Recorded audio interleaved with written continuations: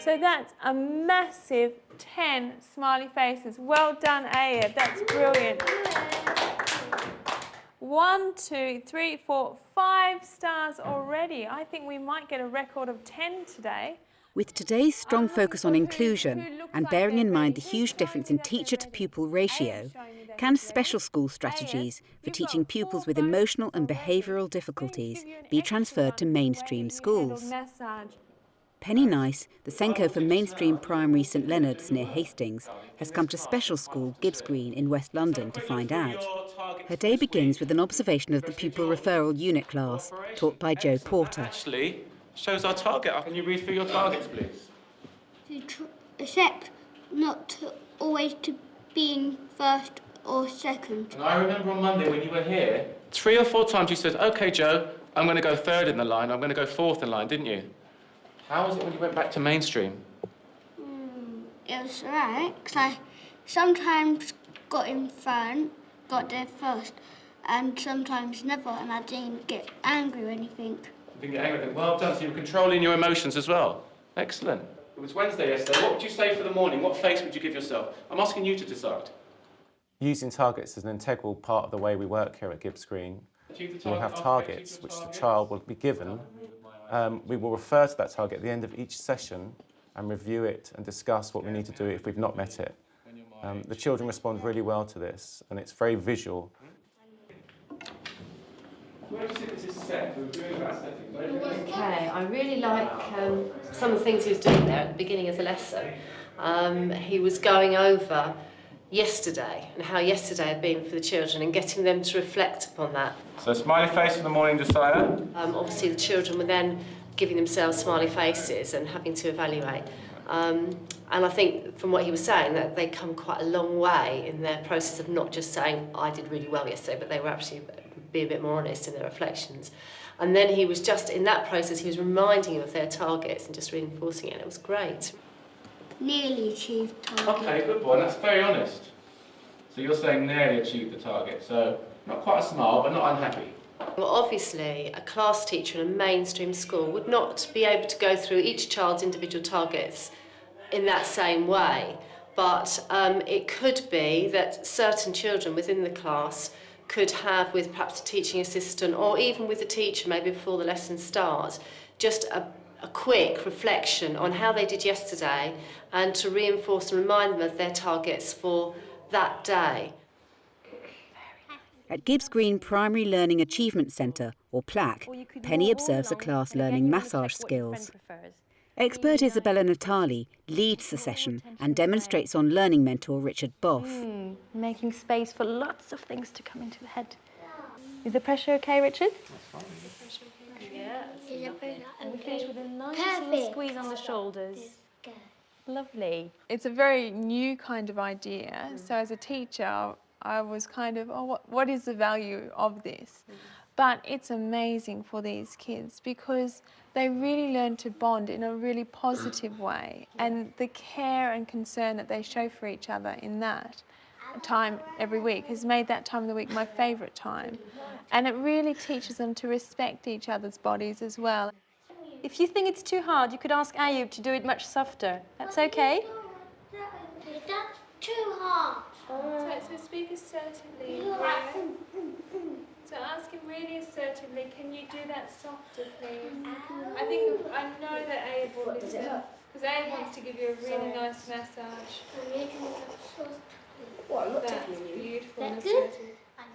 A lot of students are really tactile and they want to touch and they want that affection, but boys in particular don't know how to do it appropriately. They were being very gentle and very respectful, weren't they, of each other's feelings, and you were using lots of sort of good words like ask positively, ask assertively. For us in a mainstream school, I can really see the benefits. I could use it in my nurture groups on a sort of smaller group level where I could see that working quite well. And maybe class teachers might be interested in incorporating it into their sort of daily routine, as a sort of session where they might want to calm children down a bit after a lively lunchtime or playtime. I'm really, really impressed, boys, with that massage. And I'm thinking in my head of the smiley faces. Before we do that, we need to set the classroom up. And I'm looking for our learning target this week, which is who can work cooperatively. In a relaxed state, the PLAT class moves on to a literacy lesson. What is that? That's a hand. So h and. Kyle, what have you got to do on this sheet? Well, what you got to do is you got to guess what it is and then circle the words that it is. And what's that word you're writing now? Display. Well done. Right, the key thing that I really noticed there was that the children were confident, they were straight away on their task, they knew what they had to do and they were able to do it. Students just get so frustrated because they cannot read a worksheet that it's a lot easier to push the worksheet away, throw a chair, be kicked out of class and have a reputation for being bad than being dumb. Nathan, I'd like to see you working, please. So what do you do when you've done your work? Yeah. I think, you know, it's really for teachers to feel quite happy, mainstream teachers to feel happy, that the work they give children like that may be, you know, very attainable for them. It may be slightly below their level, but you've got to then build on that success, really, in being able to do something they can do straight away. You're gradually feeding in, perhaps, bits of work that then become slightly more difficult. Penny, this is our major reward system we have across the whole school. Basically, it's you work towards getting towards your gold award. And what they do is they earn on a daily basis, they earn smiley face stickers. Right. And they need to get to 200 to become into the bronze. It's very visual and they're able to see exactly where they are and where they need to go, and they will refer to it and they will talk to each other about where they are, why they're there, and the feeling of getting into gold is, for the two that have managed it, I mean, they were really, really happy. The way we do it here is that smiley face is being given by any member of staff, from caretaker to head teacher, and it's for behaviour around the school, in the playground, in the classroom, cooperating with others, encouraging others. And they will give it to the child. The child will then come back to the class with a certificate. So I've got 5 or 10, can you add them to the board? Yeah. And slowly, slowly you work up to your 200 for bronze, your 400 for silver and 600 for gold. Penny observed Smiley Sticker Awards being given to the pupils during circle time. Right, this morning before we start, I'm going to give a few stickers out, and I'm going to give the first one to Abe. And that's because you've come to the circle and you've done exactly what I've asked you to do, which was to sit down really sensibly. You haven't called out, you haven't disrupted in any way, yeah? And you've been a perfect role model for everybody else. So well done.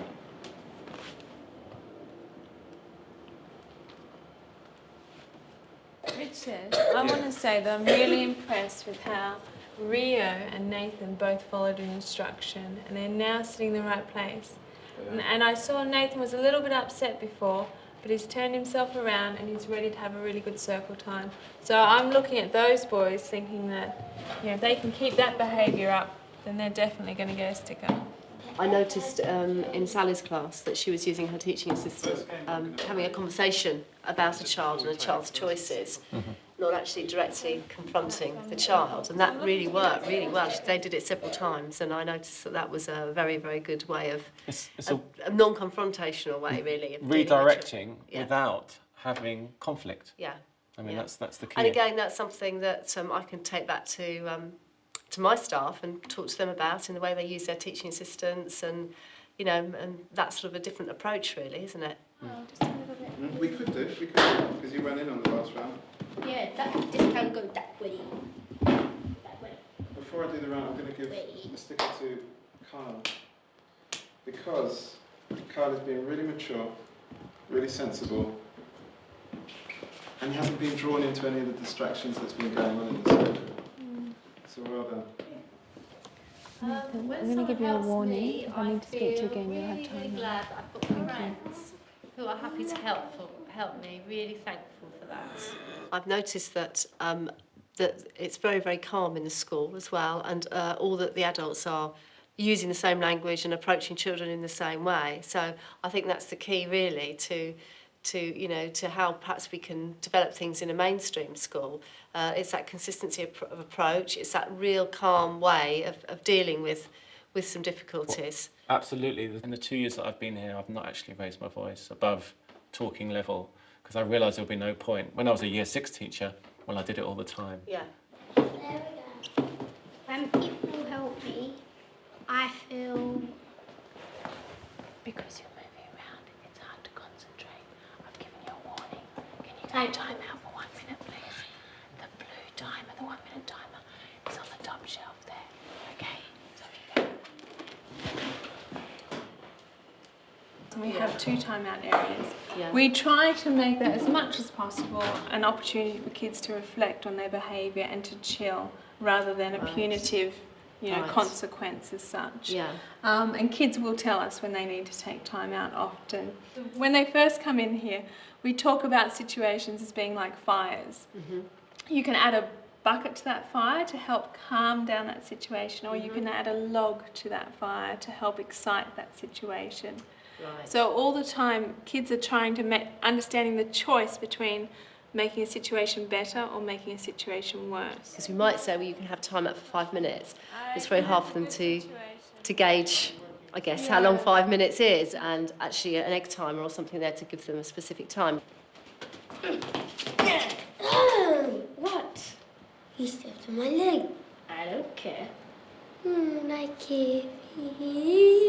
Go away, dumb boy. How did these boys put a log on it? Have anyone got ideas? Abe said you stepped on my foot, and Nathan said I don't care, and that's putting a log on it. And then Abe pushed Nathan and he said, "Go away, you dumb." Yeah. That's right, that's right. So by saying I don't care, that was actually putting a log on it, wasn't it? Richard, I'm really impressed with Nathan because at the start of the lesson he was feeling a little bit sad, but he was able to really turn it around and join in. So I'm very impressed with Nathan. Oh, well done, Nathan.